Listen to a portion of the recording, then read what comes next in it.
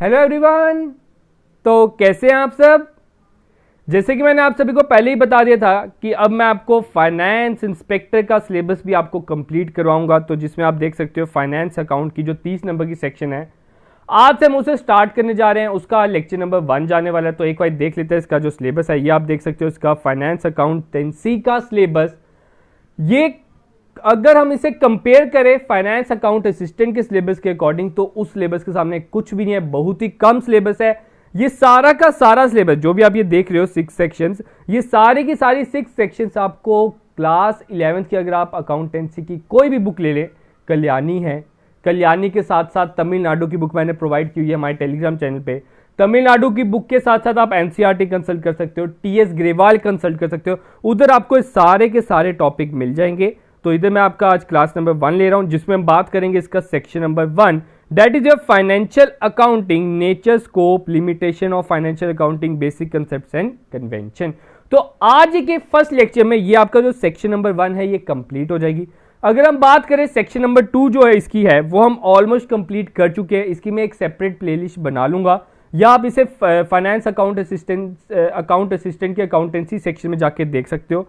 आप उधर देख सकते हो कि हमने उधर बेसिक कंसेप्ट्स ऑफ अकाउंटिंग पढ़ा है, सिंगल एंड डबल एंट्री पढ़ा है, बुक ऑफ ओरिजिनल एंट्री पढ़ा है, बैंक रिकंसिलिएशन पढ़ा है, जनरल पढ़ा है, लेजर पढ़ा है, ट्रायल बैलेंस पढ़ा है, रेक्टिफिकेशन ऑफ एरर मैं पढ़ाऊंगा, मैन्युफैक्चरिंग अकाउंट भी मैं पढ़ाऊंगा, बाकी सब हमने पढ़ा है। मतलब कि सेक्शन नंबर 2 जो आपकी ये है, ये भी आपकी काफी हद तक 80% तक कवर अप है। बस 2 चीजें हमने पढ़नी है, that is your rectification of error and manufacturing account, जो आपका नेक्स्ट लेक्चर इसी पे रहेगा। और सेकंड लेक्चर में हम आपका सेकंड सेक्शन भी खत्म कर देंगे। होप कि आपको पता चल गया कि कैसे पढ़ना है, कैसे कैसे आपको वीडियोस असेस करनी है। फिर आते हैं बाकी जो 4 सेक्शंस बच जाते हैं, ये भी बहुत जल्द खत्म हो जाएगी। अगर टारगेट किया जाए तो ये 15-20 दिन में आसानी से ये सभी के सभी टॉपिक्स कंप्लीट हो जाते हैं। कुछ ज्यादा लेंथी नहीं है आपके टॉपिक। मैं कहूंगा कि बहुत ही अच्छा इन्होंने सिलेबस निकाला हुआ है। जीके पोर्शन में अगर आप देखो, वो भी आपको हमारे चैनल में मैक्सिमम पार्ट मिल जाएगा। आप ये भी पार्ट देख सकते हो, जैसे आपका ये टैक्सेशन है, ये टैक्सेशन भी मैंने फाइनेंस अकाउंट असिस्टेंट में पढ़ाया हुआ है। आप उधर से ये वाला टॉपिक भी पढ़ सकते हो। तो चलो स्टार्ट करते हैं अपना लेक्चर नंबर 1। तो स्टार्ट करने से पहले मैं बता दूं, जो भी इस चैनल पर नए हैं वो चैनल को सब्सक्राइब कर ले, ताकि हमारे एंड से कोई भी वीडियो अपलोड हो आप तक सबसे पहले पहुंचे, कोई भी नया अपडेट आए आप तक सबसे पहले पहुंचे। तो जैसे कि हमारी सेक्शन नंबर 1 थी फाइनेंशियल अकाउंटिंग के बारे में, तो आप सबने अगर किसी ने फाइनेंस अकाउंट असिस्टेंट के मेरे लेक्चर्स देखे होंगे, आप सभी को पता होगा, मैंने उधर बताया हुआ है जो अकाउंटेंसी है, अकाउंटिंग है, उसकी 3 ब्रांचेस है, 3 इंपॉर्टेंट ब्रांचेस है।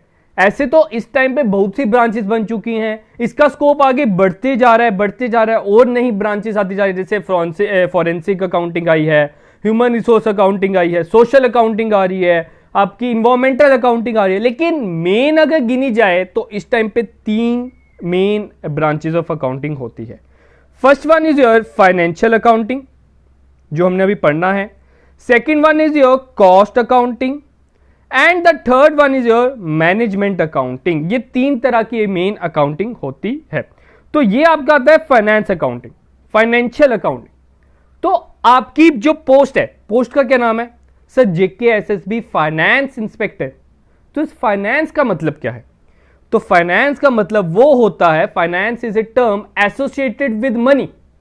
जो भी पैसे से लेना देना हो उसे हम बोलते हैं फाइनेंस। आगे अकाउंटिंग क्या है? Accounting means recording of data. Simple accounting अगर बात करूं, अकाउंटिंग का मतलब है उसे आप रिकॉर्ड करो। अब देखो, हम सब है एक आम इंसान, हमारे पास एक छोटा सा दिमाग है। ये छोटा सा दिमाग सब कुछ याद नहीं कर सकता। क्या आप सबको याद है कि आपने इस साल की पहली तारीख को क्या किया था? पहली तारीख को कहां कहां पैसे खर्चे थे? आपने कहां से पैसे लिए थे, कहां पैसे खर्चे, कितना एक्सपेंस किया? क्या किसी को याद है? नहीं। ये ह्यूमन टेंडेंसी है कि ह्यूमन जो मेमोरी है इट इज लिमिटेड। हम कुछ लिमिटेड चीजें ही याद रख सकते हैं, ठीक है। हम ऐसा नहीं है कि पूरे साल के 365 दिन की हर एक दिन की हम ट्रांजैक्शन याद रखें कि इस दिन को मैंने इतने पैसे खर्चे थे, फिर इतने लिए थे, रवि से मैंने इतने पैसे लिए थे, शाम को मैंने इतने पैसे दिए थे, एंड सो ऑन। तो उस प्रॉब्लम को हटाने के लिए, हमारी याददाश्त कम है, उसको हटाने के लिए हमने क्या किया, उसे लिखना स्टार्ट कर दिया, ताकि जब भी हमें जरूरत पड़े हम बुक्स निकालें, अपनी अकाउंटिंग बुक्स निकालें, पेज को पीछे टर्न करें, उधर से सब कुछ अपना डाटा देखें और पता करें कि इस दिन हमने क्या ट्रांजैक्शन किए थे। तो वो ही है आपका फाइनेंशियल अकाउंटिंग। होप सो अभी आपको मीनिंग क्लियर हो गया होगा। अभी मैंने आपको सिर्फ और सिर्फ कंसेप्ट दिया है, क्योंकि हमारा मोटो क्या है, कंसेप्ट पाओ मार्क्स लो। ये हमारा एक कंसेप्ट है, हमारा ये टैगलाइन है हमारे चैनल की। अगर आपने कंसेप्ट पा लिया, आपके मार्क्स अपने आप आएंगे, मैं आपको गारंटी देता हूं। इसलिए आपने कंसेप्ट पे फोकस करना है। जो भी मैं आपको बताऊंगा, आपने अपने नोट्स बनाने हैं, जो भी मैं आपको बताऊंगा उसे आप लिखते रहिए, आपको वो एग्जाम में जरूर मदद करेंगे, मैं आपको गारंटी देता हूं। बात करते हैं, पहली लाइन मैंने क्या लिखी है, financial accounting is a specialised branch of accounting that keep track of a company's financial transaction. तो वो कहता है फाइनेंशियल अकाउंटिंग वो अकाउंटेंसी की ब्रांच है। अभी मैंने आपको 3 ब्रांचें बता दी, वैसे ही वो कह रहा है फाइनेंशियल अकाउंटिंग की वो ब्रांच है, वो स्पेशलाइज्ड ब्रांच है जो कंपनी के पैसे का लेखा जोखा पे ट्रैक रखता है, उस पर ध्यान रखता है। पहली लाइन यही है, डेफिनेशन यही है। इधर से अगर आपको कोई एमसीक्यू आ जाए, इधर से मार्क्स नहीं कटने चाहिए, ठीक है। मैंने आपको क्लियर कर दिया फाइनेंशियल अकाउंटिंग क्या है, जो पैसों का लेन देन रिकॉर्ड करता है। फिर बात आती है the term accounting unless otherwise specially stated always refer to financial accounting. अगर बात करूं ना, कहीं भी अकाउंटिंग लिखा है, वो ज्यादातर टारगेट कर रहा है फाइनेंशियल अकाउंटिंग पे, क्योंकि कॉस्ट अकाउंटिंग का भी इतना स्कोप नहीं है। बात करें मैनेजमेंट अकाउंटिंग का भी इतना स्कोप नहीं है। अगर आपको अकाउंटिंग वर्ड मिल रहा है, उसका ज्यादा से ज्यादा वो हमेशा वो रेफर कर रहा है फाइनेंशियल अकाउंटिंग की ओर ही, क्योंकि हम अपने पैसा, सभी को पैसे से प्यार है, सभी पैसे ही कमाना चाहते हैं, तो पैसे का वो लेखा जोखा रखना चाहते हैं, तो accounting word maximum financial accounting को ही टारगेट करता है। It is commonly carrying on in the general offices of A business. It concerns with revenue, expenses, assets and liability of A business house and also they have 2-fold objective, ठीक है। Hope कि आपको अभी तक financial accounting का clear हो गया होगा। फाइनेंशियल अकाउंटिंग किस किस से डील करता है? फाइनेंशियल अकाउंटिंग आपका डील करता है रेवेन्यू से। रेवेन्यू मतलब इनकम, कहां कहां से पैसा आ रहा है। खर्चों से, एसेट से। सबसे पहले मेरा, अगर आप चाहते हैं ये एग्जाम पास करना, मेरी एक बात मान लो, जो मेरे फाइनेंस अकाउंट असिस्टेंट के स्टार्टिंग के 9-10 लेक्चर्स है वो जरूर पहले देखिए, उसके बाद ये लेक्चर देखिए, ठीक है।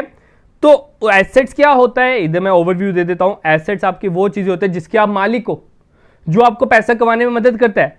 जैसे कि आपकी दुकान है, दुकान के आप मालिक हो, वो आपका एसेट है। दुकान में आपका टेबल पड़ा है, वो आपका एसेट है।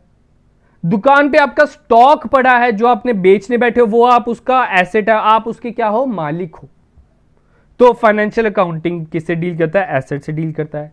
साथ में लायबिलिटी से भी डील करता है। लायबिलिटीज मतलब टेंशन, किसी को आपने पैसा देना है, आपके मन में टेंशन है, वो आपके लिए है लायबिलिटी, ठीक है। इन 4 चीजों से वो डील करता है। First one is your revenue, that is your income. Second one is your expenses, that is your खर्चे। Third one is your assets and the fourth one is your liability.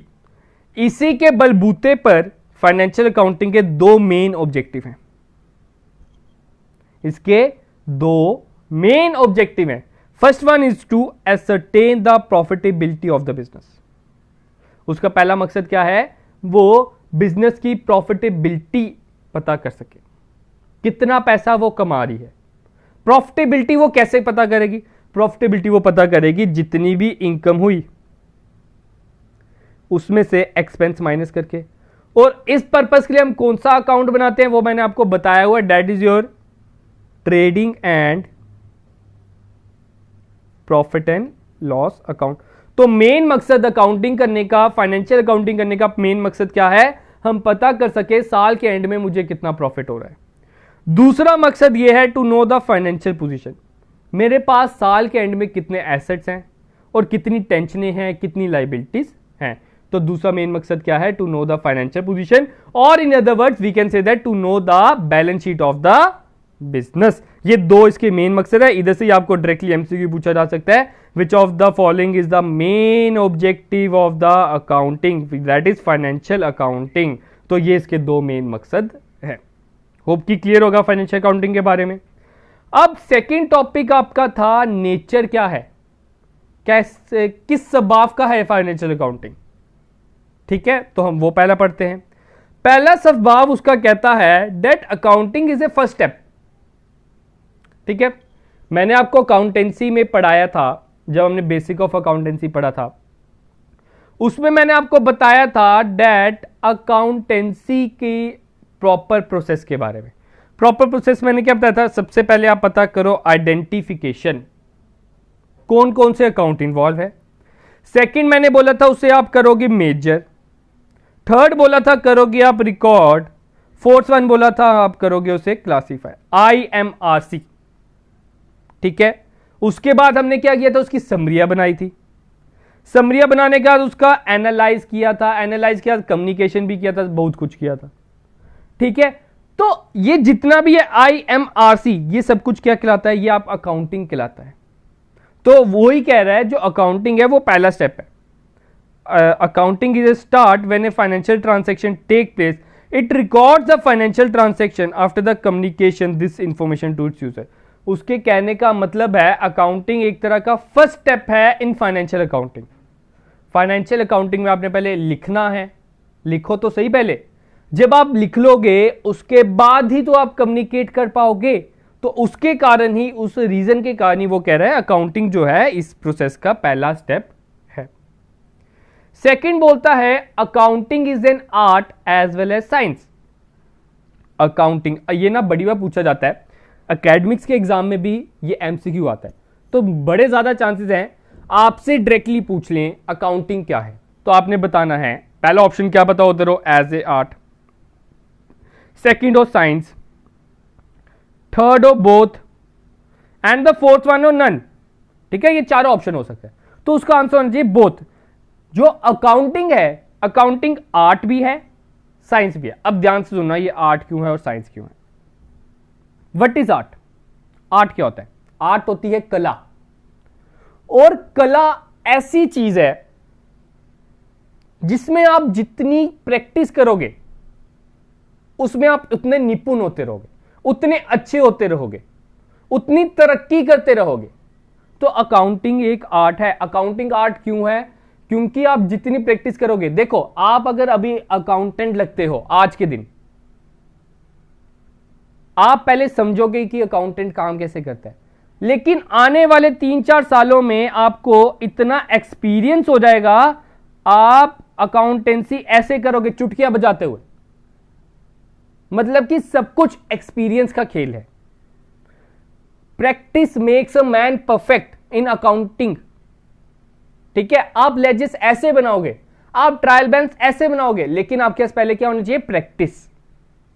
ठीक है, तो उसी कारण बोला गया अकाउंटिंग एक आर्ट है, क्योंकि अकाउंटेंसी में जितनी प्रैक्टिस करोगे उतनी कम है, और practice makes a man perfect. उसी कारण अकाउंटिंग को एक आर्ट बोला गया है। अब दूसरा रीजन आता है अकाउंटिंग को साइंस क्यों बोला गया है। अकाउंटेंसी को साइंस क्यों बोला गया है?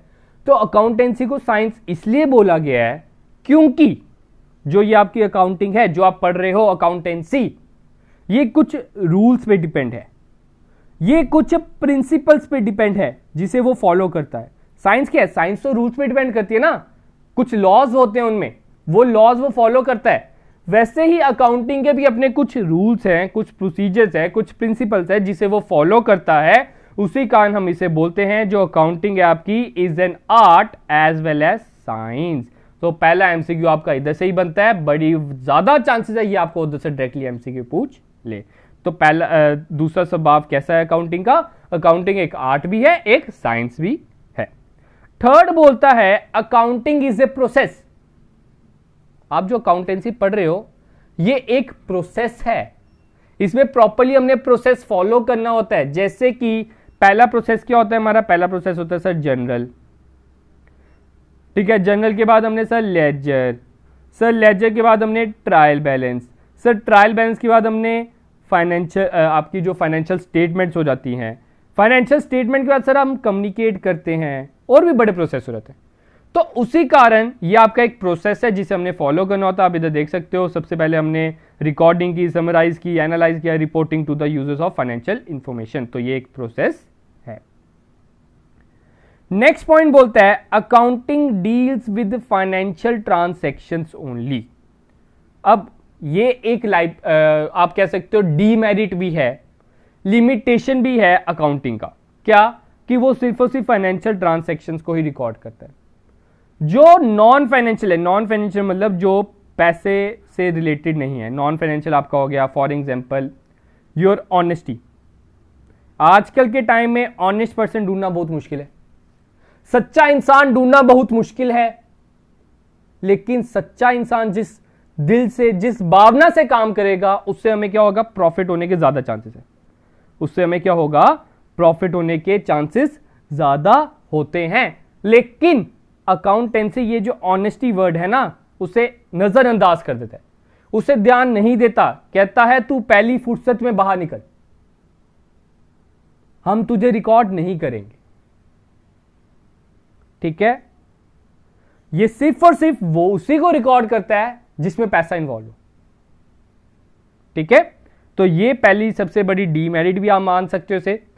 आपका ये नेचर भी कह सकते हो कि अकाउंटिंग सिर्फ और सिर्फ उन्हीं को डील करेगा जो पैसे में आप तोल सकते हो। It does not take into account various non financial transaction like market competition. हो सकता है कि मार्केट में बहुत ज्यादा कंपटीशन है, वो भी रिकॉर्ड नहीं करता। हो सकता है कि इकोनॉमिक कंडीशन, हमारे देश की अर्थव्यवस्था बहुत कम हो गई है, जैसे इस टाइम पे बहुत है, ठीक है, वो भी रिकॉर्ड नहीं करता। गवर्नमेंट के क्या पता कुछ रूल्स आए हो कि आपने इतना टैक्स देना है, वो चीजें भी वो रिकॉर्ड नहीं करता। वो सिर्फ और सिर्फ वो चीजें रिकॉर्ड करता है जो आप पैसे में तोल सकते हो। तो उधर आपसे एमसीक्यू पूछा जा सकता है कि क्या अकाउंटिंग नॉन फाइनेंशियल ट्रांजैक्शन को रिकॉर्ड करता है कि नहीं करता? तो आपने बताना सर वो नहीं करता, ऑनेस्टी को वो रिकॉर्ड नहीं करता, वो मार्केट कंपटीशन को रिकॉर्ड नहीं करता। होप की क्लियर होगा इतना। नेक्स्ट अब हम बात करते हैं that it is in historic in nature, history in nature. ये उन्हीं ट्रांसैक्शन को रिकॉर्ड करता है जो हिस्टोरिक इन नेचर होते हैं, जो पहले ट्रांसैक्शन हो चुकी है। ये हमें फ्यूचर के बारे में नहीं बताता कि फ्यूचर में ऐसा ऐसा होगा। तो ये भी आप लिमिटेशन भी मान सकते हो और ये इसका नेचर भी है। ठीक है, तो ये सिर्फ और सिर्फ हिस्टोरिक नेचर की ट्रांसैक्शन को ही रिकॉर्ड करता है। नेक्स्ट आपका बोलता है रिकॉर्ड्स एक्चुअल कॉस्ट। अब बोलता है ये सिर्फ और सिर्फ जो आपकी एक्चुअल कीमत लगी है उसी को रिकॉर्ड करता है। Financial accounting records the actual cost of the transaction does not consider the price fluctuation taking place from time to time. For example, आपने आज कोई प्रोडक्ट खरीदा, प्रोडक्ट हम लेते, एक कार लेते हैं, हमने एक गाड़ी खरीदी 5 लाख की, लेकिन अभी तक मैंने रिकॉर्ड नहीं की, आज ही खरीदी है। ठीक है, तो आज मुझे टाइम नहीं मिला, मैंने रिकॉर्ड नहीं की, मैं सोचा कल करूंगा रिकॉर्ड। लेकिन कल जैसे ही मैं उठा, मैंने अखबार खोली तो अखबार में लिखा था वो सेम गाड़ी आपकी 5.5 लाख की हो गई है। क्या अब मैं गाड़ी को रिकॉर्ड 5.5 लाख पे करूंगा कि 5 लाख पे रिकॉर्ड करूंगा? मैं उसको उस कॉस्ट पे रिकॉर्ड करूंगा जितने की मुझे वो पड़ी है, अपनी एक्चुअल कॉस्ट पे रिकॉर्ड करूंगा। तो ये भी इसकी एक मेन खास बात है कि वो प्राइस फ्लक्चुएशंस को महत्व नहीं देती। आपको जितने की पड़ी आप उतना का रिकॉर्ड करें, आपका जितने का बिल है आप उतने का रिकॉर्ड करें। होप की क्लियर होगा नेचर के बारे में। अब बता देता हूं, अब बच्चों के मन में ख्याल होगा सर आपकी तो ये थ्योरी ही थ्योरी है, अब मैं क्या करूं, आपका तो थ्योरी पोर्शन ही डाला है। लेकिन इसमें से बड़े ज्यादा एमसीक्यू बन सकते हैं। आपसे पूछा जा सकता है which of the following is a nature of financial accounting. तो उधर आपको दे देंगे accounting is A first step, second बोल देंगे accounting is an art and science, third बोल देंगे accounting is a process, fourth बोल देंगे accounting deals with financial transaction only. ठीक है, फिर बोल देंगे इसमें से कौन कौन सी स्टेटमेंट ट्रू है, first second third fourth, first की सेकंड, थर्ड की फोर्थ एंड सो ऑन। इस तरह का ये क्वेश्चन बन सकता है। घबराओ मत, इसके क्वेश्चन आंसर भी मैं कराऊंगा, आपके इसको एमसीक्यू भी आप तक पहुंचाऊंगा, जिससे आपके सारे के सारे कंसेप्ट दूर हो जाएंगे। होप कि क्लियर होगा अब आपको नेचर के बारे में। अब हम पढ़ते हैं स्कोप। क्या स्कोप है फाइनेंशियल अकाउंटिंग का? ठीक है, पहला स्कोप वो बोलता है रिकॉर्ड्स फाइनेंशियल ट्रांजैक्शन। ठीक है, 2 मिनट।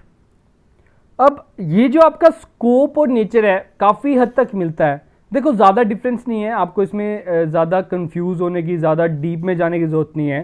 ठीक है, नेचर हो गया कि किस स्वभाव का है आप मान सकते हो, और स्कोप आपका हो गया कि अकाउंटिंग का कितना स्कोप है, कितनी आगे तक जा सकती है। तो पहला वो बोलता है इट रिकॉर्ड्स फाइनेंशियल ट्रांजैक्शन, तो वही लिखा हुआ है कि ये सारी की सारी फाइनेंशियल ट्रांजैक्शंस को ही रिकॉर्ड करता है। All transactions can not be just memorised by human, जो मैं आपको पहले ही बता चुका हूं, विदाउट रिकॉर्डिंग देम।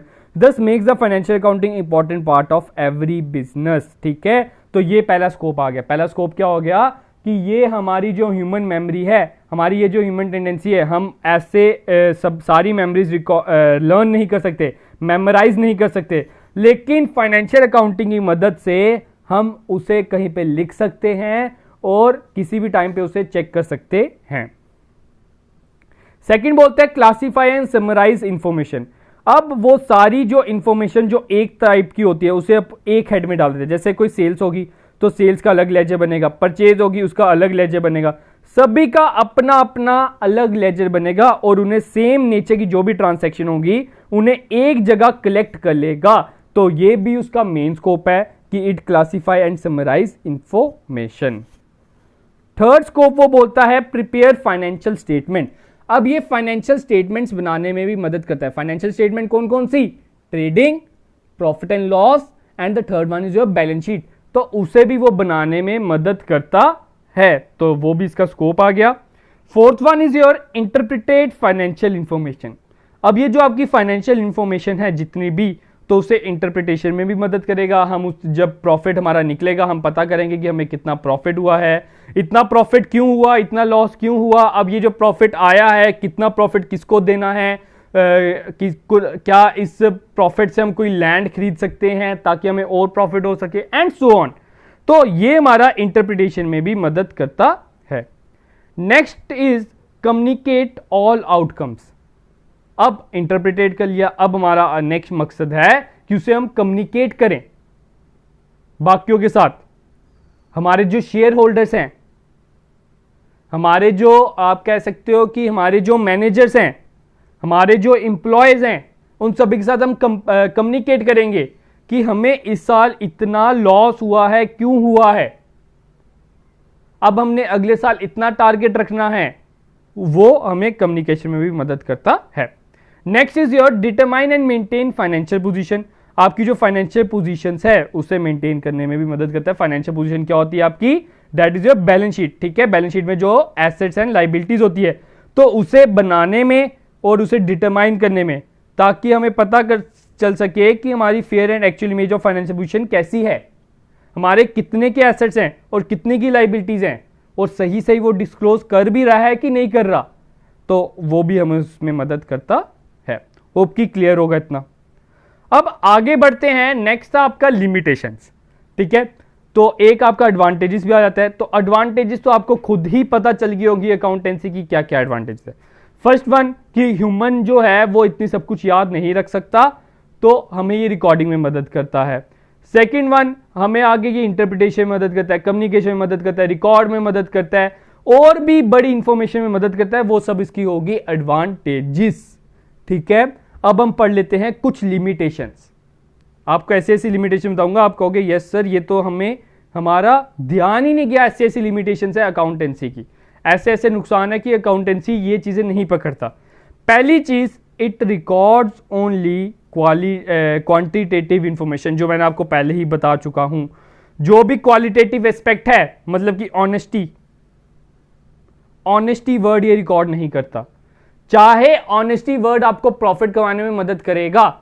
एक समझ लो आपका एम्प्लॉय है, बहुत ही फ्रॉडी है, वो पैसे चोरी करता है आप जब दुकान के बाहर होते हो, लेकिन एक दूसरा एम्प्लॉय है वो बड़ा ऑनेस्ट है। जो ऑनेस्ट एम्प्लॉय होगा वो आपको प्रॉफिट में मदद करेगा, लेकिन जो अनऑनेस्ट आपका जो फ्रॉडी एम्प्लॉय होगा वो आपका प्रॉफिट को और कम कर देगा, लेकिन वो ये चीज रिकॉर्ड नहीं करता। वो सिर्फ और सिर्फ वो रिकॉर्ड करता है जो आप पैसे में जिसे मेजर कर सकते हो। Second one is your it records only historical cost, ये सिर्फ और सिर्फ हिस्टोरिकल कॉस्ट के बारे में ही बताता है, आपकी फ्यूचर के बारे में नहीं बताता, तो ये भी आपका आ जाता है। थर्ड वन, क्योंकि हर एक इंसान चाहता है कि वो अपने फ्यूचर के बारे में जान सके, जैसे कोई मिल गया में वो सब चाहते थे कि हम फ्यूचर के बारे में जान सके, आपका पता चल सके कि हमने फ्यूचर में क्या करना है, फ्यूचर में हमारे साथ क्या घटना होने वाली है, तो वो सिर्फ और सिर्फ पास्ट इंफॉर्मेशन के बारे में ही बताता है। It does not take into account price level changes, अब ये प्राइस लेवल चेंजेस को रिकॉर्ड नहीं करता, ये सिर्फ और सिर्फ जितने की आपकी एक्चुअल कॉस्ट है उसी को रिकॉर्ड करता है। हो सकता है कि पिछले साल आपकी कॉस्ट जो थी, आपकी जो मटेरियल था वो 100 रुपए का आता था, लेकिन अब मटेरियल 120 का आता है, लेकिन वो ये चीज रिकॉर्ड नहीं करता, वो सिंपल रिकॉर्ड करता है कि जितने का लिया है। हमें उधर कम से कम शो करना चाहिए कि पिछले साल हमें सामान जो हमारा मटेरियल था वो सस्ता पड़ता था एज कंपेयर टू टुडे, लेकिन वो ये चीज रिकॉर्ड नहीं करता, ये भी उसकी लिमिटेशन है। It provides information about the whole concern, अब जो फाइनेंशियल अकाउंटिंग है वो पूरे कंसर्न के बारे में इंफॉर्मेशन देती है, पूरी दुकान, आपकी पूरी फैक्ट्री की प्रॉफिट एंड लॉस के बारे में बताएगी, लेकिन जिनके बड़े बड़े बिजनेस होते हैं, ठीक है, वो आपको उसमें नहीं बताएगा कि कितने, हो सकता है कि आपके 2-3 प्रोडक्ट आप बनाते हो, आप शू भी बनाते हो और क्लोथ भी बनाते हो, तो फाइनेंशियल अकाउंटिंग आपको प्रोडक्ट वाइज इंफॉर्मेशन नहीं देता, प्रोसेस वाइज इंफॉर्मेशन नहीं देता, डिपार्टमेंट वाइज इंफॉर्मेशन नहीं देता, वो सिर्फ और सिर्फ आपको एज ए होल पूरा का पूरा शू और क्लोथ का इकट्ठे इंफॉर्मेशन देता है, तो ये भी इसका सबसे बड़ी लिमिटेशन है। Cost figure do not know in advance, अब जितनी भी खर्चा आपकी जो कॉस्ट फिगर है एडवांस में, फ्यूचर में जो आपका कॉस्ट लगने वाली है उसके बारे में वो नहीं बताता, वो सिर्फ और सिर्फ आपकी पास्ट इंफॉर्मेशन के बारे में बताता है। Therefore it does not possible to fix the price in advance, उसके कारण हम अपना प्राइस एडवांस में फिक्स नहीं कर सकते। फॉर एग्जाम्पल, मैं एक शू मैन्युफैक्चरर हूं, मैंने सोच लिया मैं अपना 250 का शू बेचूंगा 250 का, ठीक है, लेकिन वो मैंने पहले ही सोच लिया बनाने से पहले, लेकिन ये पॉसिबिलिटी है कि मैं गलत हो जाऊं, हो सकता है कि मैं मार्केट में जब सामान लेने जाऊं, लेदर लेने जाऊं, लेदर मुझे डबल प्राइस पे मिले, लेदर बहुत महंगा हो चुका है, तो मैं प्राइस को एडवांस में फिक्स नहीं कर सकता। Next one is there is no technique for comparing the actual performance with budgeted target, और इधर कोई प्रॉपर टेक्निक नहीं है जिससे हम अपनी एक्चुअल परफॉर्मेंस को बजटेड टारगेट के साथ कंपेयर कर सके। Does it is not possible to evaluate the performance of the business, हम उसे बस अपने अकॉर्डिंग टेक्निक, अपने अकॉर्डिंग उसे कंपेयर कर लेते हैं और कुछ नहीं, तो प्रॉपर टेक्निक भी इसके लिए नहीं है। It does not tell about the optimum and otherwise of quantum of profit made and does not provide the ways and the means to increase the profit, अब ये आपको तरीके भी नहीं बताता कि जिस तरीकों से आप अपने प्रॉफिट बढ़ा सकते हो, ये सिर्फ और सिर्फ वो बताता है कि आपकी इतना लॉस हुआ, इतना प्रॉफिट हुआ, आपके इतना एसेट्स है और कितनी लाइबिलिटीज हैं। अकाउंटिंग अगर हमें ये बताने बैठ जाए कि आप अगर ऐसा करेंगे तो आपको प्रॉफिट होगा, ऐसा नहीं करेंगे तो आपको लॉस से आप बच सकते हो, तो लेकिन वो ये चीज नहीं बताता, सबसे बड़ी हानि इसकी ये भी है। तो ये थी कुछ इसकी लिमिटेशन जो आपको एमसीक्यू के तरीके में आ सकती है। आपको बोल सकता है कि which of the following is the limitation of financial accounting, तो आपको इनमें से कोई भी ऑप्शन हो सकता है, आपने उधर बता देना है। अब आपका लास्ट बचता है accounting concepts and the accounting conventions, ये दो तरह के आपके होते हैं, दो आपके प्रिंसिपल मान सकते हो, जनरली एक्सेप्टेड अकाउंटिंग प्रिंसिपल्स मान सकते हो, ठीक है, गैप जिसे हम बोलते हैं, तो गैप किस किस से बना है, एक अकाउंटिंग कंसेप्ट से बना है और दूसरा बना है अकाउंटिंग कन्वेंशन से। अब क्या होता है जब भी आपने अकाउंटिंग करनी है, Indian chartered accountant of institute chartered accountant of India ने कुछ रूल्स, कुछ प्रिंसिपल्स इश्यूज किए हैं, वो कहते हैं कि इनके तहत आपने अपनी अकाउंटिंग करनी है, तो वो रूल्स हम पढ़ते हैं और इसके रिलेटेड आपको एमसीक्यू जरूर मिलेगा एग्जाम में, मैं आपको गारंटी देता हूं। आगे आपका सिलेबस बहुत लिमिटेड है, मैंने आपको जैसे पहले ही बता दिया कि अकाउंटेंसी का आपका कुछ वास्ट सिलेबस नहीं है अगर हम बात करें फाइनेंस इंस्पेक्टर की, ठीक है। तो पहला कंसेप्ट क्या कहता है अकाउंटिंग का, फर्स्ट कंसेप्ट कहता है बिजनेस यूनिट कंसेप्ट, मतलब कि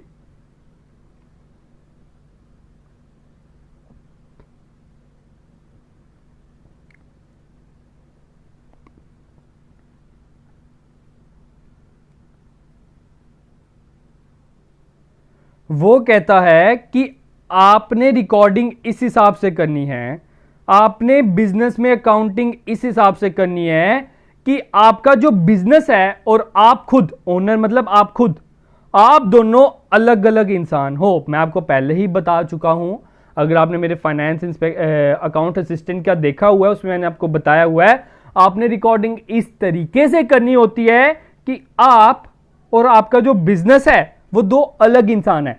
इसी कारण, ठीक है, इसी के कारण हम कैपिटल को रिकॉर्ड करते हैं। कैपिटल क्या है सर? आपने बताया था capital is your that money that the business man has invested in the business. जो बिजनेसमैन ने बिजनेस में इन्वेस्ट किया है, जो बिजनेसमैन ने बिजनेस में लगाया है, उसे हम बोलते हैं कैपिटल। ठीक है, तो अब बिजनेस और बिजनेसमैन तो एक ही है, उसी का, वो उसका मालिक है, तो कैपिटल हम उधर क्यों रिकॉर्ड करें? लेकिन अकाउंटेंसी कहता है आपने रिकॉर्ड करना है, क्योंकि अकाउंटेंसी एज्यूम करता है कि बिजनेस के अलग एसेट्स हैं और आपके अलग एसेट्स हैं। तो पहला कंसेप्ट क्या है? Business unit concept. इसमें आपको एमसीक्यू पूछा जा सकता है, किस कंसेप्ट के तहत आप ड्रॉइंग्स एंड कैपिटल रिकॉर्ड करते हैं। ठीक है, तो आपने बता देना on the basis of business unit concept. Second one is your money measurement concept. इसके अकॉर्डिंग आपको मैं बता दूं, पंचायत अकाउंट असिस्टेंट के एग्जाम में इसके ऊपर एक क्वेश्चन आ चुका है। तो क्या था? वो कहता है, मनी मेजरमेंट कंसेप्ट कहता है आपने only those transactions are to be recorded which are of money, which can be calculated in money. Only those transactions are to be recorded which are of financial nature. ठीक है, तो वो second concept क्या बोलता है? Money management concept यही बोलता है जिसे आप पैसे में तोल सकते हो, आपने उसी को रिकॉर्ड करना है। अब पंचायत के एग्जाम में क्या क्वेश्चन आया था? That human resource is not recorded in business. जो ह्यूमन रिसोर्स है बिजनेस में आप रिकॉर्ड नहीं करते हो, क्यों? किस कंसेप्ट के तहत? तो वो था money measurement concept. Money measurement concept के तहत ही ह्यूमन रिसोर्स को आप रिकॉर्ड नहीं करते हो, क्योंकि ह्यूमन रिसोर्स से क्या होता है, इसमें आपका पैसा इन्वॉल्व नहीं है। ठीक है, थर्ड वन, ड्यूल एस्पेक्ट। पूरी अकाउंटेंसी इसी पे डिपेंड है, debit is equal to credit. तो ड्यूल कंसेप्ट कहता है आपने हर एक ट्रांसैक्शन के दो इफेक्ट दिखाने हैं, एक आपका डेबिट होना चाहिए, एक आपका क्रेडिट होना चाहिए। इसी कंसेप्ट के अकॉर्डिंग आपका हमेशा अकाउंटेंसी की जो ट्रायल बैलेंस है वो बराबर आनी चाहिए, बैलेंस शीट आपकी बराबर आनी चाहिए। तो ये बोलता है for each credit the related debit is made, dual concept. Fourth one is your going concern concept. ये बड़ा ही इंपॉर्टेंट कंसेप्ट है। वो कहता है इस कंसेप्ट के तहत आपने बिजनेस में उस हिसाब से ट्रांसैक्शन करनी है कि आपका बिजनेस सालों भर चलता रहेगा। ये मत कि आपने सोचा हुआ है कि हम हफ्ते के अंदर बिजनेस बंद कर देंगे। आपने ये नहीं सोचना कि हफ्ते के बाद हमारा बिजनेस बंद हो जाएगा तो अब हमने रिकॉर्डिंग करके क्या करना है। आपने उसकी भी रिकॉर्डिंग करनी है, आपने उस हिसाब से रिकॉर्डिंग करनी है कि आपका जो बिजनेस है वो सालों भर सालों भर सालों भर सालों भर चलता रहेगा। ठीक है, गोइंग कंसर्न कंसेप्ट ये कहता है। Next is your cost concept. ठीक है, कॉस्ट कंसेप्ट कहता है कि आपने सभी एसेट्स को उनकी कॉस्ट पे रिकॉर्ड करना है जितने की आपको पड़ी है। जैसे कि इधर मैंने साफ तौर पे लिखा है it records based on the original cost in the first year. अब जैसे जैसे आप आगे बढ़ोगे उसमें से आप बस डेप्रिसिएशन लेस करते रहेंगे। आपने ये नहीं बताना कि इसकी क्या पता वैल्यू बढ़ चुकी है या घट चुकी है, आपने उसको शो नहीं करना। आपको जितने की पड़ी है बस उस पर आप डेप्रिसिएशन लगाते चलो लगाते चलो लगाते चलो। कॉस्ट कंसेप्ट ये कहता है। Next one is your accounting year concept. Accounting year concept कहता है कि आपने ट्रांसैक्शंस पूरे साल की, आपने कोई एक साल चुन लेना होता है। ठीक है, एक पीरियड चुन लेना होता है। ठीक है, उसमें आपने अपनी रिकॉर्डिंग करनी होती है। आपका ये जो साइकिल है, time period to complete the cycle of accounting process, for example monthly भी हो सकता है, क्वार्टरली भी हो सकता है, ईयरली भी हो सकता है, लेकिन मैक्सिमम ईयरली ही फॉलो करते हैं। जैसे कि आपका ईयरली कौन सा रहता है, 1 अप्रैल से लेकर 31 मार्च तक। आपने उस हिसाब से इसकी अकाउंटिंग की ट्रांसैक्शंस रिकॉर्डिंग करनी होती है। Next one is your last one is your matching concept. Matching concept भी इंपॉर्टेंट है। मैचिंग कंसेप्ट कहता है आपने अपने सभी के सभी एक्सपेंसेस को मैचअप करना है विद द इनकम, ताकि आप पता कर सकें कि आपको प्रॉफिट हुआ है या लॉस हुआ है। तो मैचिंग कंसेप्ट ये कहता है this states that every entry of revenue recorded in given accounting period a uniform expense entry should be recorded on accurately calculate the profit and loss of at that period. तो matching concept ये कहता है, matching concept कहता है आपने income minus expense करना है, जिससे आप पता कर सकें कि आपको प्रॉफिट हुआ है कि लॉस हुआ है। तो ये थे कुछ आपके कंसेप्ट। होप कि आपको कंसेप्ट क्लियर हो गए होंगे। वीडियो थोड़ी सी बड़ी होगी, लेकिन मैंने आपको बताया, मैंने टारगेट रखा है कि आपका ये जो पहला सेक्शन है उसे फर्स्ट लेक्चर में ही कंप्लीट कर दूं। ठीक है, अगर किसी को लेक्चर बड़ा लग रहा है, आप इसे 2 पार्ट्स 2 दिन लगा के भी पढ़ सकते हो, थोड़ा सा पॉज ले सकते हो अगर आपको थोड़ा सा लग रहा है। लेकिन मैं चाहता हूं कि आपका सिलेबस जल्द से जल्द खत्म हो जाए, क्योंकि मेरी कुछ और कमिटमेंट्स भी हैं। आप तक बेस्ट से बेस्ट इंफॉर्मेशन पहुंचाने की भी कमिटमेंट है, आपसे बेस्ट से बेस्ट आप तक मॉक टेस्ट पहुंचाने की मेरी कमिटमेंट है। आप घबराओ मत, आप तक ऐसे मैं मॉक टेस्ट पहुंचाऊंगा, बेस्ट सीरीज आप तक पहुंचाऊंगा कि आप एग्जाम तक वेल प्रिपेयर्ड होंगे। इसके लिए मैं आपको बस गारंटी देता हूं। उसके लिए आपने क्या करना है, बस से बस चैनल को सब्सक्राइब करना है, दोस्तों के साथ शेयर करना है और बस लाइक करना है। और कोई भी आपको सिंगल पैनी देने की भी जरूरत नहीं है, कोई भी सिंगल कॉस्ट पे करने की जरूरत नहीं है।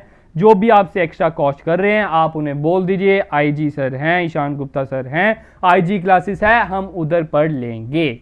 ठीक है, तो आगे हम पढ़ते हैं। लास्ट हमारा, घबराओ मत, लास्ट पेज है, यही पेज है, उसके बाद खत्म है। मैं भी बोल बोल के थक चुका हूं, तो कोई बात नहीं, फर्स्ट लेक्चर में हमने इसे कंप्लीट करना है। First one is your conventions. अब हमने क्या पढ़नी है, कन्वेंशन। अभी तक हमने पढ़े थे कंसेप्ट। ठीक है, कन्वेंशंस है 4 तरह की। First one is your conservatism, second one is your consistency, third one is your full disclosure and the fourth one is your materiality. ये 4 आपके कन्वेंशंस हैं। ठीक है, पहला कन्वेंशन होता है कंजर्वेटिज्म। इसे आप प्रिंसिपल ऑफ प्रूडेंस भी बोलते हैं। ठीक है, इसका दूसरा नाम है प्रिंसिपल ऑफ प्रूडेंस। मतलब कि कंजर्व होके चलना, हाँक हाँक के कदम रखना, ध्यान पूर्वक चलना, इसका यह मतलब है ध्यान से चलना। बिजनेस जब भी करना है, होने वाले लॉस को ध्यान में रखना। फॉर एग्जाम्पल, आप सभी को पता है हम प्रोविजंस बनाते हैं, प्रोविजन फॉर डाउटफुल डेब्ट। क्यों बनाते हैं? Just because of conservatism. अभी वो लॉस हुआ नहीं है, लेकिन हम प्रोविजन पहले ही बना लेते हैं, हमें डाउट है कि वो पैसा हमारा डूब जाएगा, तो उसके कारण हम क्या करते हैं, कंजर्व होके चलते हैं, सेफली खेलते हैं। उसके लिए हम क्या करते हैं, प्रोविजन बनाते हैं। तो इधर से आपको एमसीक्यू पूछा जा सकता है, प्रोविजन हम किस कन्वेंशन के तहत बनाते हैं? तो आपने बताना है सर कंजर्वेटिज्म के तहत हम बनाते हैं प्रोविजन। हम कंजर्वेटिज्म, क्योंकि हम कंजर्व होके चलना चाहते हैं, हम हर एक कदम हाँक हाँक के रखना चाहते हैं, हम आराम से चलना चाहते हैं, सेफली खेलना चाहते हैं, तो उसे हम बोलते हैं conservatism. Conservatism is the convention when 2 values of transactions are available, the lower value transaction is recorded. तो वो कहता है कि आपने उस रिकॉर्ड को रिकॉर्ड करना है जो लो है। मैंने आपको बताया था stocks are recorded at actual cost, 2 minute, actual cost और book value whichever is less, जो भी कम होती है, या मार्केट वैल्यू। ठीक है, विच एवर इज लेस, जो भी कम वैल्यू होती है हम उस पर रिकॉर्ड करते हैं। तो वो किसके तहत रिकॉर्ड करते हैं? That is your conservatism. ठीक है, होप की क्लियर होगा कंजर्वेटिज्म। आगे बढ़ते हैं, second one is your consistency. ठीक है, second one is your consistency, मतलब कि हमने कंसिस्टेंटली खेलना है, जिस स्पीड से हम खेल रहे हैं। ठीक है, कंसिस्टेंसी क्या मतलब क्या होता है? कंसिस्टेंटली जो हम प्रोसीजर फॉलो कर रहे हैं, जो हम रूल्स फॉलो कर रहे हैं, उन्हीं रूल्स को हमने आगे बरकरार रखना है। फॉर एग्जाम्पल, अभी हमने पढ़ना है ये कंसेप्ट डेप्रिसिएशन। ठीक है, डेप्रिसिएशन के 2 मेथड होते हैं, एक होता है स्ट्रेट लाइन, एक होता है रिटर्न डाउन वैल्यू। ठीक है, अब आपका मन किया पहले साल आपने स्ट्रेट लाइन यूज कर लिया, दूसरे साल रिटर्न डाउन वैल्यू, तीसरे साल फिर से स्ट्रेट लाइन मेथड यूज किया, चौथे साल आपने रिटर्न डाउन वैल्यू। 5वें साल फिर से स्ट्रेट लाइन, 6वें साल फिर से रिटर्न डाउन वैल्यू। लेकिन अकाउंटेंसी कहता है जनाब इतनी ज्यादा चेंजेस मत लाओ, कंसिस्टेंटली खेलो। इससे क्या होगा, आप अपने रिजल्ट्स को कंपेयर नहीं कर पाओगे। देखो क्या पता स्ट्रेट लाइन से आपकी जो डेप्रिसिएशन है वो 90,000 आ रही हो, लेकिन रिटर्न डाउन वैल्यू से 1 लाख आ रही हो। इससे क्या हुआ, आपका लॉस अपने आप घट गया, ठीक है, आपका प्रॉफिट अपने आप घट गया। तो आपने क्या करना है, कंसिस्टेंसी खेलना है। जो आपने रूल पहले साल यूज किया था, जो आपने अकाउंटिंग प्रिंसिपल पहले साल यूज किया था, आने वाले सालों में भी वो ही यूज करो। अगर आप चेंज करते हो तो नीचे मेंशन जरूर कर दो, ठीक है। नेक्स्ट की बात करते हैं मटेरियलिटी। मटेरियलिटी कहता है हमने अकाउंटेंसी में वो ही मटेरियल, वो ही प्रोडक्ट को मेंशन करना है जो रेलिवेंट हो। इररेलिवेंट आइटम्स को हमने इधर नहीं लिखना। फॉर एग्जांपल मैं आपको एक इतनी अच्छी एग्जांपल देता हूं जिससे आपको याद रहेगा। एक है छोटी मोटी कंपनी, समझ लो हमारे जम्मू की कोई कंपनी है, छोटी मोटी फैक्ट्री है कोई, और दूसरी है रिलायंस कंपनी, टाटा कंपनी, बड़ी कंपनियां। अब ये जो छोटी मोटी कंपनी है, इधर अगर एक स्क्रू ड्राइवर भी आएगा तो वो क्या करेंगे, इसे रिकॉर्ड कर सकते हैं। इधर एक पेचकस भी आएगा, इधर एक प्लास भी आएगा, उसे भी वो रिकॉर्ड करेंगे एज ए टूल। लेकिन अगर टाटा कंपनी हर एक स्क्रू ड्राइवर को, हर एक पेचकस को रिकॉर्ड करने बैठ गई तो उनकी अकाउंटेंसी तो पेजे कम पड़ जाएंगे, उनकी अकाउंटेंसी नहीं खत्म होगी, ठीक है। तो उनके अकॉर्डिंग कुछ वो इरेलीवेंट है, लेकिन अगर छोटी कंपनी की बात करें उनके लिए वो रेलिवेंट है, वो उधर इंफॉर्मेशन डाल सकते हैं, क्योंकि वो तो छोटी मोटी बिजनेस है, उन बड़े बिजनेस से वो कैसे कंपीट कर सकते हैं। तो मटेरियलिटी वो ही कहता है जो इंफॉर्मेशन रेलिवेंट है, ठीक है, उसी को रिकॉर्ड करो। Accountant should record important data and leave out insignificant information. जो जिसकी कोई इंपॉर्टेंस ही नहीं उसे आप छोड़ सकते हो, जो आपके प्रॉफिट, आपकी डिसीजन मेकिंग में कोई इफेक्ट नहीं लाएगा उसे आप छोड़ सकते हो, ठीक है। मटेरियलिटी ये कहता है। Next one is your full disclosure. Last one, घबराओ मत, खत्म हो गया लेक्चर। तो फुल डिस्क्लोजर क्या कहता है कि आपने सारी की सारी इंफॉर्मेशन डिस्क्लोज करनी है। जैसे कि मैंने आपको ऊपर एग्जांपल दिया, डेप्रिसिएशन 2 तरह की होती है, एक स्ट्रेट लाइन मेथड होता है, दूसरा होता है रिटर्न डाउन वैल्यू मेथड।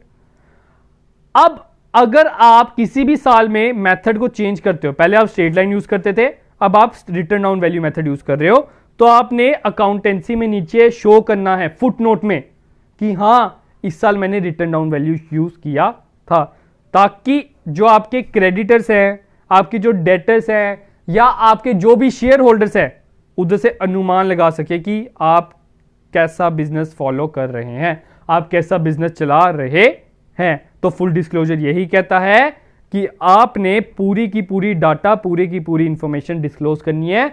ये नहीं कि कुछ डाटा आप छुपा लो, जैसे कि फॉर एग्जांपल बैड डेब्ट्स आपने छुपा लिए ताकि आप अपना प्रॉफिट ज्यादा शो कर सको, तो ऐसा आपने नहीं करना, ठीक है। उधर आपने सब कुछ डिस्क्लोज करना है। तो यही था आपका कुछ लेक्चर। ये मैं आपको पीडीएफ हमारे Telegram channel that is IG classes, link आपको डिस्क्रिप्शन में प्रोवाइडेड है, आप सर्च कर सकते हो, उधर आपको मिल जाएगा, उधर आपको प्रोवाइड कर दूंगा, उधर से आप ये पीडीएफ ले लीजिए। लेकिन पीडीएफ कोई सेव नहीं करेगा। अगर आप चाहते हैं ये एग्जाम पास करना, आपको बस क्या करना है, पीडीएफ से नोट डाउन करना है और अपने नोट्स बनाने हैं। हम पीडीएफ कंपोनेंट को बढ़ावा नहीं देते, ठीक है गाइस। तो अगर आपको ये लेक्चर अच्छा लगा है तो लेक्चर को जरूर शेयर कीजिएगा, दोस्तों तक जरूर पहुंचाइएगा, लाइक जरूर कीजिएगा। आपको कोई भी फीडबैक देना है लेक्चर के रिलेटेड, आप उसे कमेंट सेक्शन में जरूर लिखिए। इससे हमें क्या होता है, मोटिवेशन मिलती है, आप तक बेस्ट से बेस्ट कंटेंट पहुंचाने का मौका मिलता है। तो घबराओ मत, ये आपका थोड़ा सा थ्योरेटिकल पोर्शन था, आगे अब आपका प्रैक्टिकल पोर्शन भी आने वाला है, वो भी हम कराएंगे। थोड़ा सा बोरिंग भी हो सकता है, लेकिन कुछ बेसिक आपको जरूर पता होना चाहिए।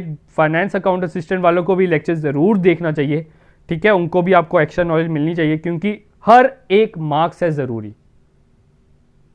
जैसे कि हमारा एक मोटो है, हमारा एक टैगलाइन है, मार्क्स पाओ, कंसेप्ट पाओ मार्क्स लाओ। उसके तहत आपको हर एक कंसेप्ट पाना है, आपके मार्क्स पक्के, आपकी सिलेक्शन पक्की, मैं आपको गारंटी देता हूं। तो गाइस आज के लिए इतना ही लेक्चर रखते हैं। होप कि आपको लेक्चर अच्छा लगा होगा। अगर लेक्चर अच्छा लगे तो लाइक जरूर कीजिएगा। तो अलविदा गाइस, जल्द मिलेंगे नए लेक्चर के साथ।